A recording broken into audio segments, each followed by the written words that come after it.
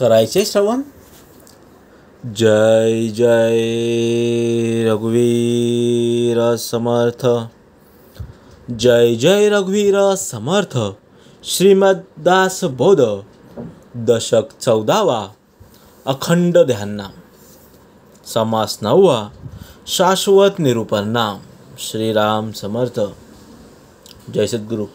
समर्थांनी दशक 14वा अखंड ध्यान आणि त्यामधला समास 9वा शाश्वत निरूपण. तर समर्थ बोलतो शाश्वत म्हणजे काय? शाश्वत म्हणजे जे कधीही नष्ट होत नाही, ते जे अविनाशी आहे, जे बदलत नाही, जे जन्ममरणाच्या पलीकडे आहे, ते म्हणजे शाश्वत. आणि त्याच्यावरती समर्थांनी निरूपण दिले. आपल्याला शाश्वत आणि अशाश्वत ओळखता आलं पाहिजे. आपण अशाश्वतमध्ये गुंतून जातोय. आपल्याला शाश्वताची प्रचिती करायची आहे, जो एकलाची एक, तो आपल्याला जाणायचं आहे. पण आपण कशात अडकतोय? नश्वरामध्ये. देह, संपत्ती, पद, सुख दुःख हे नश्वर आहे. हे आपण त्याच्यामध्ये गुंतून जातोय. समोर सांगतात आत्मा आणि ब्रह्म हे शाश्वत आहेत. त्याची आपण भक्ती करतच नाही, त्याचा आपण विचार करतच नाही. आणि ते जर एकदा प्राप्त झालं तर तुमची या 84 फेऱ्यातून सुटका. समोर सांगतात 2 विवेक आहेत. एक आत्मनात्मक विवेक आणि एक सारासार विवेक. आपण मागच्या समासात श्रवण केलं, आत्मनात्मक विवेक श्रवण केलं. आता आपल्याला सारासार विचार हा विवेक आपल्याला श्रवण करायचा आहे. समोर सांगतात जगातील असत्य आणि शाश्वत सत्याचा भेद काय आहे? संसारातील सर्व व्यवहार जे आहेत, सर्व गोष्टी जे आहेत, हे क्षणभंगूर आहेत, काही काळासाठी आहेत. परमानंद असं काहीच नाही आहे, सगळं टेम्पररी आहे. पण हे मनुष्याला दिसणारे जे सुखदुःख आहे, जो टाईम आहे, मान सन्मान आहे, नातेसंबंध आहे, हे सारं बदलणार आहे. आज आहे, उद्या नाही आहे.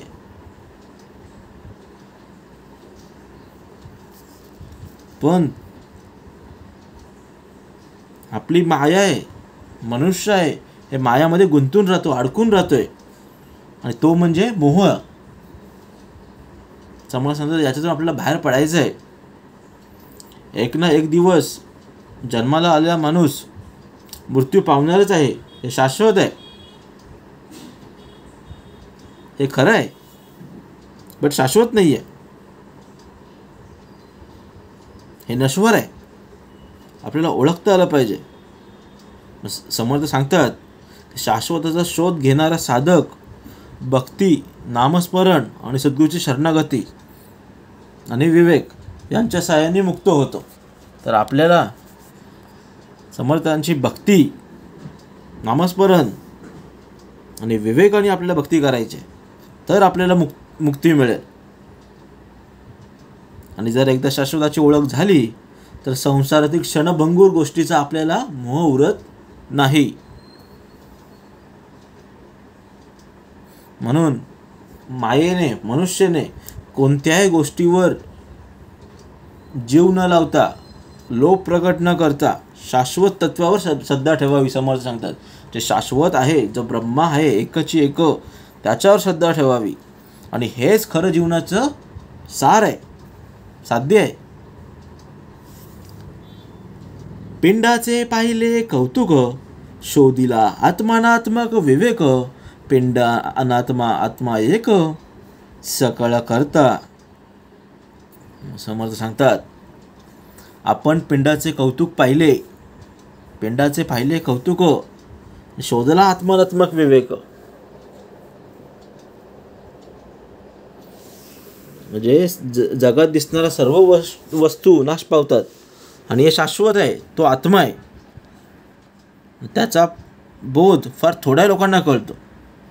समोर सांगतात आपण पिंडाचे कौतुक पाहिले, नंतर आत्मानात्मक त्याचा शोध घेतला, तर त्या निर्णयापर्यंत पोचतो की पिंड हा अनात्मा आहे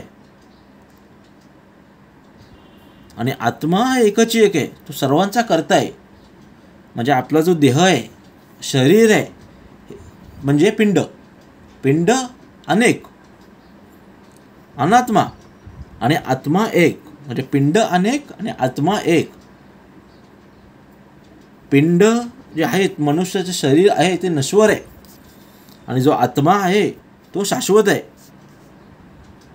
पण आपल्याला तो ओळखायचा आहे. जो शाश्वत आहे, जो आत्मा आहे, तो आपल्याला ओळखायचा आहे आणि तोच सर्वांचा करता आहे. उद्या आपला जरी देह मृत्यू पावला तरी ते शरीर जे आहे हे पंचधातूत विलीन होऊन जातं, पण जो आत्मा आहे तो तसाच राहतो.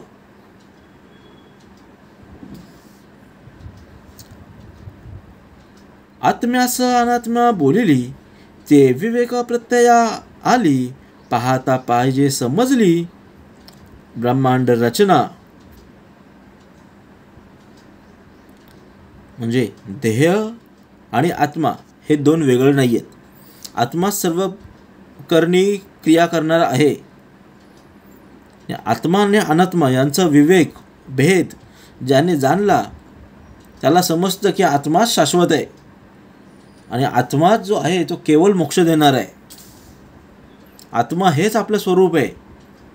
अशा प्रकारच्या आत्म्याच्या अनन्यतेने विवेकाने आपण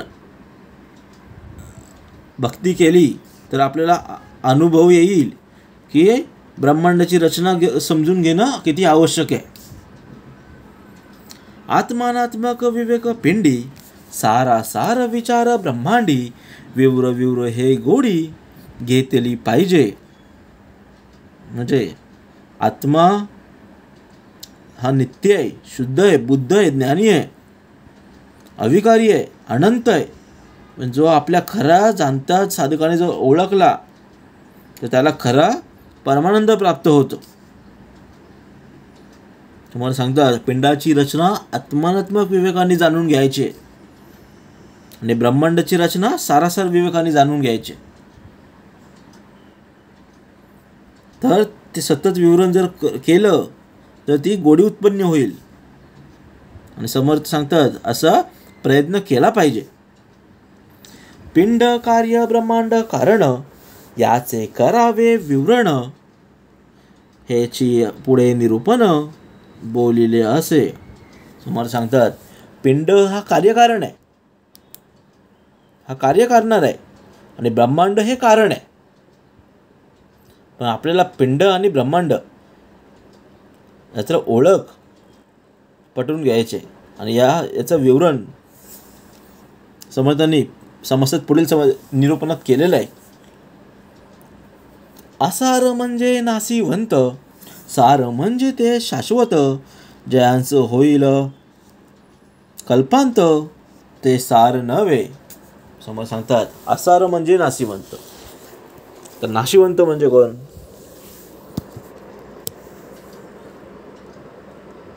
ज्यांचा नाश होतो ते सर्व असार. म्हणजे मनुष्य असेल, प्राणी असतील, वनस्पती असतील, सुखदुःख असेल, लोभ लाभ असेल, काही सुख संपत्ती काहीही असेल, हे सर्व नाशिवंत आहे, हे सर्व असार आहे. आणि जे सार आहे, जो आत्मा आहे, जो परब्रह्म आहे, तो शाश्वत आहे. समोर सांगतात जेव्हा आपल्याला शाश्वताची प्राप्ती होईल तेव्हा आपल्याला समजेल की ज्यास कल्पांत होतो ते सार नव्हे. आपण भलत्याच गोष्टीत अडकून जातोय, संसारात अडकून जातोय, मोहमायामध्ये अडकून जातोय, सुखदुःखामध्ये अडकून जातोय आणि त्यालाच आपण विश्व म्हटलेलं आहे, त्यालाच जीवन म्हटलेलं आहे. जे आपले डेली रुटीन आहे, जसं आपण सकाळपासून संध्याकाळपर्यंत ज्या गोष्टीत आपण विवरत असतो त्यालाच आपण जग म्हटलेलं आहे. त्याच्या बाहेर आपण बघतसुद्धा नाही.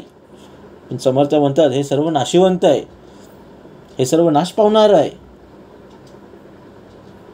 तुमचं खरं जीवन, खरं मुक्ती, खरं मोक्ष तुमच्या त्या डेली रुटीनच्या बाहेर आहे. जर तुम्ही परब्रह्माची भक्ती केली तर मोक्ष आहे, तर शाश्वत आहे. पण हे आपल्याला समजत नाही आहे. पृथ्वी जळापासून झाली, पुढे तेही जळी मिळाली. जळाची उत्पत्ती वाढली तेजापासून. समर्थ सांगतात पंचमहाभूते सुद्धा त्याच सारामधले घटक आहेत. ते पण सुद्धा नाश पावतात. पृथ्वी जळापासून झाली. पहिली कोणती आहे? पृथ्वी. हे पाण्यापासून उत्पन्न झालेली आहे आणि पुढे ते जळी मिळाली. एकदा तिचं पाणी झाली, पृथ्वी जळापासून झाली, पुढे ती पाण्यात विरघळून जळात विरघळून गेली आणि जळाची उत्पत्ती नंतर तेजापासून झाली. नंतर पुढे सांगते समर्थ, ते जळ तेज शोषिले, महातेजेने आटून गेले, पुढे तेजाचे उरले सावकाश. म्हणजे पुढे ते जळ उत्पत्ती होती ती तेजापासून झालेली होती. मग ते तेज जे जळ तेजाने शोषले, मग काय होतं? मग तेजांचे सर्व आटून गेले, मग केवळ तेजच उरले. तेज झाले वायूपासून, वायू झडपी तया लागुनी, तेज जाऊन दाटणी वायूचेची झाली. समजलं? तेज कशापासून झाले? वायूपासून. वायूमुळे तेजाची उत्पत्ती झाली आणि त्याला वायू झडपून विझून टाकतो ते तेजाला. मग काय होतं? सर्वत्र वायूची दाटी होते, निर्माण होते, मग तेज नाहीसं होतं. वायू गगनापासून झाला, मागुता ते तिच विराला, ऐसा हा कल्पांत बोलिला वेदांत शास्त्री. समर्थ पुढे सांगतायत वायू पण गगनापासून बनलेला आहे, आकाशापासून बनलेला आहे. आकाश आहे म्हणून त्याचं वायूचं अस्तित्व आहे, नाहीतर अस्तित्व नाही. वायू गगनापासून झाला आणि शेवटी तेथेच लय पावला. अशा प्रकारे कल्पनांचे वर्णन वेदशास्त्रामध्ये केलेले आहे. समर्थ सांगतात. आपण छोटंसं उदाहरण पाहूया. आपल्या घरात जे वस्तू आहेत, इलेक्ट्रॉनिक वस्तू आहेत, फॅन आहे, लाईट आहे, गिझर आहे, वॉशिंग मशीन आहे, हे चालत आहेत. हे कशावर चालत आहेत? विजेवर चालत आहेत. वीज जो आहे तो शाश्वत आहे आणि त्याच्यावरती या सर्व गोष्टी चालत आहेत. जर वीज नसेल, इलेक्ट्रिसिटी नसेल, तर या गोष्टी चालणार नाही. गुण माया मूळ माया, परब्रह्मी पावती लया, ते परब्रह्म विवराया विवेक पाहिजे. समर्थ सांगतात हे दोन माया आहेत, एक गुण माया आणि मूळ माया.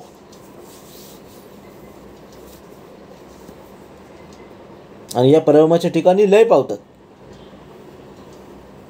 पण परब्रह्माचं विवरण करण्यासाठी समर्थ सांगतात की त्याला विवेकाची गरज आहे आणि विवेकाची पाहिजे, त्याशिवाय परब्रह्माचं विवरण होऊ शकत नाही. सर्व उपाधीचा शेवट, ते नाही दृश्य खटपट, निर्गुण ब्रह्म गंधाट सकळा ठाई.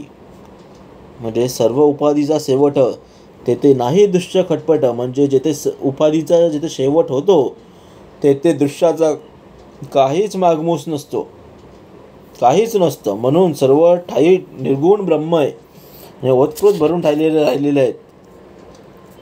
उदंड कल्पांत झाला, तरी नाश नाही तयाला, माया तागे शाश्वताला ओळखावे.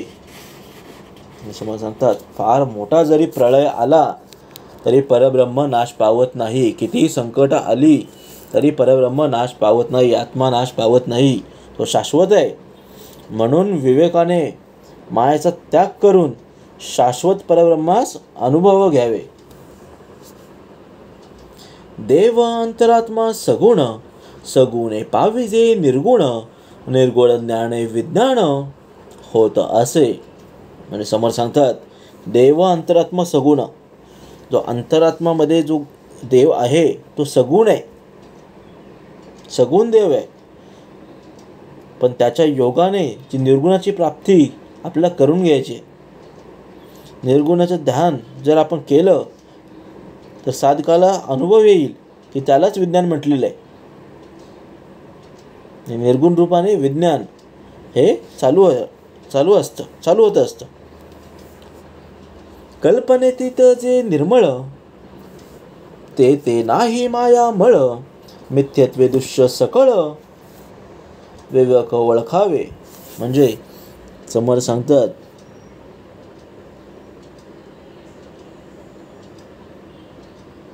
परब्रह्म हे कल्पनातीत आहे, निर्मळ आहे. पण त्याच्या ठिकाणी एकदा जर माया आली, मायारूपी त्याचा मळ नसतं, पण एकदा स्वानुभव आला की सर्व दृश्य मिथ्या आहे, खोटं आहे हे समजतं. म्हणून ते असून नसल्यासारखं आहे.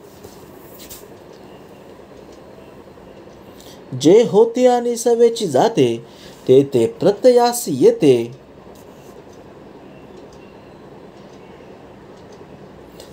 जेने होणे जाणे नाही ते, विवेक ओळखावे.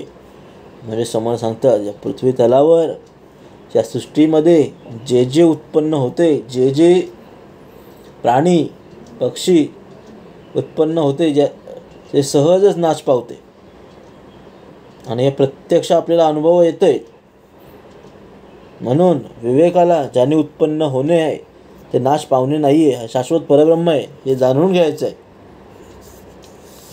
एक ज्ञान एक अज्ञान, एक जाणावे विपरीत ज्ञान, हे त्रिपुटे होय क्षीण, त्याची विज्ञान.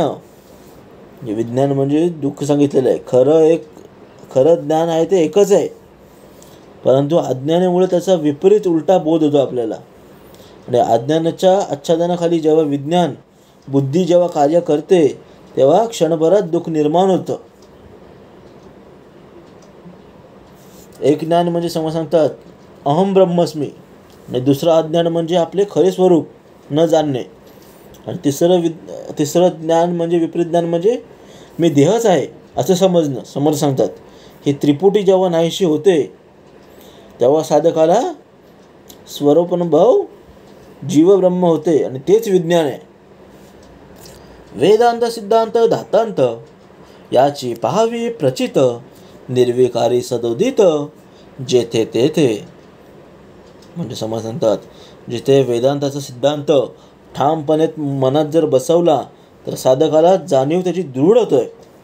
आणि त्या जाणीवाचा प्रत्यक्ष अनुभव आला की परब्रह्म साक्षात आठवतो, जाणवतो. वेदांत शास्त्र प्रचितीची सद्यांत गुरुप्रचिती म्हणजे धातांत म्हणजे आत्मप्रचिती.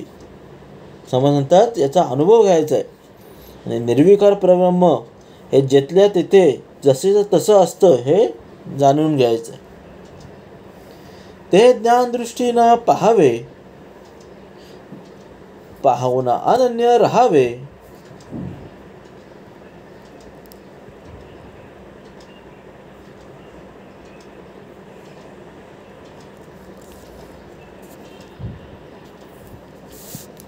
जे ज्ञानदृष्टीनं पाहावे, पाहून अनन्य राहावे, मुख्य आत्मनिवेदन जाणावे, ज्याचे नाव. म्हणजे आपण जर ज्ञानदृष्टीने जर आपण पाहिलं तर साक्षात अनुभव असा येईल की त्याच्याशी आपण एकरूप होऊन जावं. पण हे मुख्य नाव हे आत्मनिवेदन आहे. याला आत्मनिवेदन म्हटलेलं आहे. जेव्हा आपण एकरूप होऊन जातो तेव्हा आपण आत्मज्ञानाने आपण त्याची भक्ती करतो. दृश्याचं दिसते दृश्य, मनासे भासतो भास, दृश्याभासातीत विनाश, परब्रह्म ते.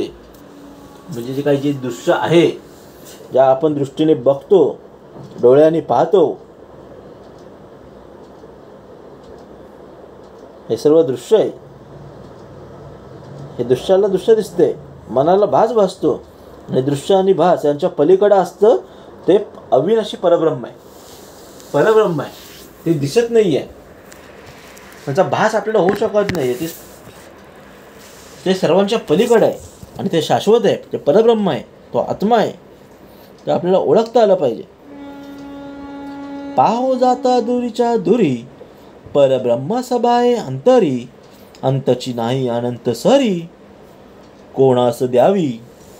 म्हणजे जर आपण परब्रह्माला चर्मचक्षुने जर पाहून नेलं तर आपल्याला दिसू शकत नाही. कितीही आपण बारीक डोळे केले तरी आपल्याला दिसणार नाही. पण वास्तविक परब्रह्म आहे आणि सर्व दृश्य जगदाच्या अंतर्बाह्य उत्प्रोत भरलेलं आहे. सगळ्यांच्या देहामध्ये आहे. त्याला अंत नाही आहे आणि तो अनंताची बरोबरी कोण करू शकणारच नाही आहे. इथे दिलंय समजणे, अंतची नाही अनंत सरी कोणास दावी. कोण हे करेल, कोण बरोबरी करेल, कोणीच नाही आहे. आधी तो आहे, अंती तो आहे. परब्रह्म एकची एक, चालवितो सकळ लोक. चंचलते स्थिरा वेना, निश्चळते कदापि छळेना. आभाळ येते जाते गगना, चळन नाही. समज सांगतात चंचलते स्थिरावेना, म्हणजे ज्या चंचल गोष्टी आहे, चंचल मन आहे, ते एका स्थिर जागेवर राहू शकत नाही. जसं जे निश्चळ आहे ते कधी त्याचं चलन पावत नाही. म्हणजे गगनात जेवढे आभाळ येतात, आकाशात जेवढे ढग येतात आणि जातात, पण जसा गगन चळत नाही तसाच निश्चळ तसंच राहतं. ते नाश पावत नाही. जे विकारे वाडे मोडे, ते शाश्वतात कैसी घडे. कल्पांत होताची विघडे, सकळ काही. म्हणजे जे विकारे वाडे मोडे, म्हणजे जे विकार पावते, वाढते आणि ते मोडते सुद्धा, त्याचा नाश सुद्धा होतो. पण ते शाश्वत कसे बरे वाचू शकेल. आणि जेव्हा आपल्याला त्याचा कल्पांत होतो, त्याचा भास होतो, तेव्हा सर्व पंचभौतिक सृष्टी नाश पावते, लय पावते. जो अंतरीच भ्रमले, माया संभ्रमले. त्यांस हे कैसे उकले, आवाट चक्र. समज सांगतात जे अंतरीच भ्रमले, म्हणजे ज्यांच्या अंतःकरणात मायेच्या योगाने भ्रम उत्पन्न झालेला आहे, अशा संभ्रमित लोकांना या अफाट चक्राचा उलगडा होईलच कसा. त्यांचं हे कैसे उकले, आवाट चक्र, म्हणजे अफाट चक्राचा उलगडा होणारच नाहीये. बिडेने व्यवहार निवडेना, बिडेने सिद्धांत कळेना. बिडेने देव कळेना, अंतर्यामी. म्हणजे समज सांगतात अशा संभ्रमित माणसाला व्यवहार कसा करावा हे कळत नाही, आणि त्याला सिद्धांतवादी सुद्धा कळत नाही, आणि अंतर्यामी असलेल्या देवाचे शोध त्याला लागत नाही.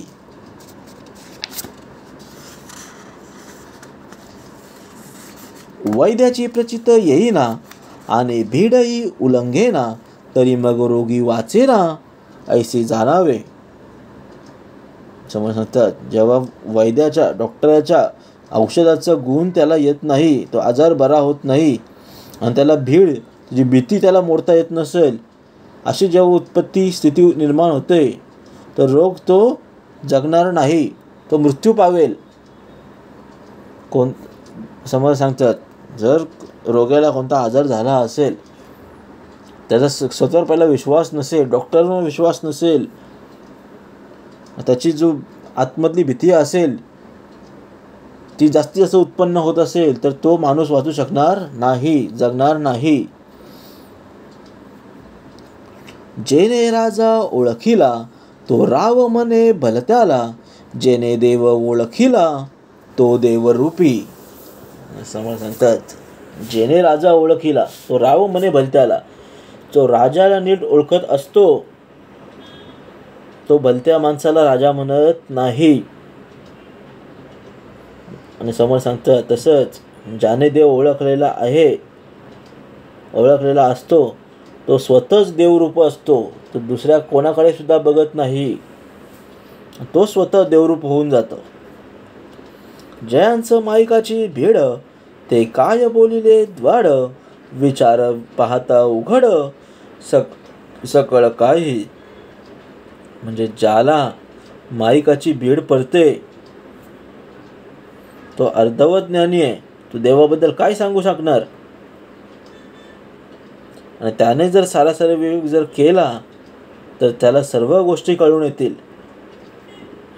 भेड माये ऐलीकडे, परब्रह्म ते पहिलीकडे, पहिलीकडे ऐलीकडे सदोदित.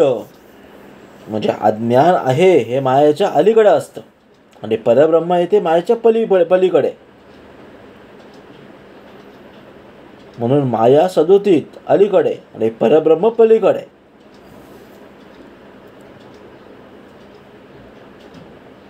लटिक्याची भीड धरणे, भ्रमे भलतीच करणे, ऐसी नव्हे ती लक्षणे विवेकाची. म्हणजे जी माया आहे, मिथ्या आहे, ती मिथ्या आहे, खोटी आहे. तिची भीड धरून भ्रमाने भलतंच करणं हे विवेकाचे लक्षण आहे, लक्षण नव्हे. समोर सांगतात, जर आपण तिची भीड धरून जर भ्रमाने भलतंच आपण केलं तर समजायचं हे विवेकाचे लक्षण नव्हे.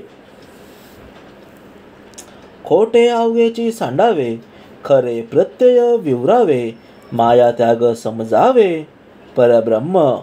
म्हणजे खोटे अवघेची सांडावे, जे खोटं आहे ते सांडूनही द्यावे, त्याचा सर्वांचा त्याग करावा समोर सांगतात. आणि जे अनुभवाने आहे ते खरं आहे, ते अनुभवाने ओळखता आलं पाहिजे आणि मायेचा त्याग करून परब्रह्म जाणून घ्यावे. ते मायेचे लक्षण, त्याचे पुढे निरूपण, सुचितपणे विवरण केले पाहिजे. समोर सांगतात हे ते मायेचे जे लक्षण आहे ते पुढे समाजात निरूपण केलेलं आहे, मायेच्या लक्षणाचे वर्णन केलेलं आहे. त्याचं शांत चित्त आपण त्याचं मनन केलं पाहिजे. पण या समासामध्ये जो सार आहे, समोर सांगतात की मनुष्याने नश्वर गोष्टीवर जीव न लावता, विश्वास न ठेवता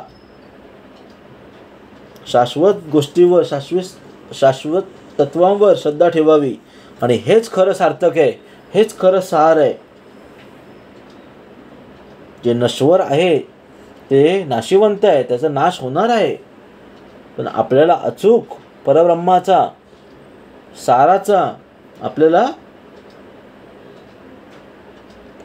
ओळख घेता आली पाहिजे. सार काही आहे हे आपल्याला समजलं पाहिजे आणि तेव्हाच आपल्याला मोक्ष प्राप्त होईल, अन्यथा नाही.